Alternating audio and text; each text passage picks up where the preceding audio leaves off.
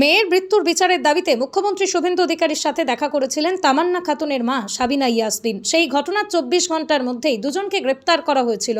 এবার 48 ঘন্টার মধ্যেই আরও 6 জন অভিযুক্তকে গ্রেপ্তার করা হয়। এখনো পর্যন্ত এই ঘটনায় গ্রেপ্তারের সংখ্যা 19 জন। সাবিনা ইয়াসমিনের করা অভিযোগের তালিকা অনুযায়ী এখনো 5 জন অভিযুক্ত অধরা রয়েছেন। সম্পূর্ণ ঘটনার তদন্ত করেছে পুলিশ। কালীগঞ্জে গাড়ি? হ্যাঁ হ্যাঁ, কালীগঞ্জে।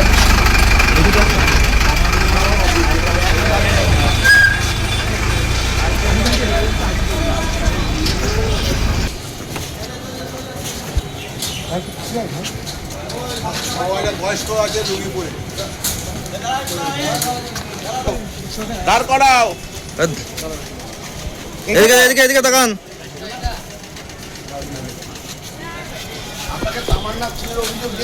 ধরো ধরো, কি বলবেন?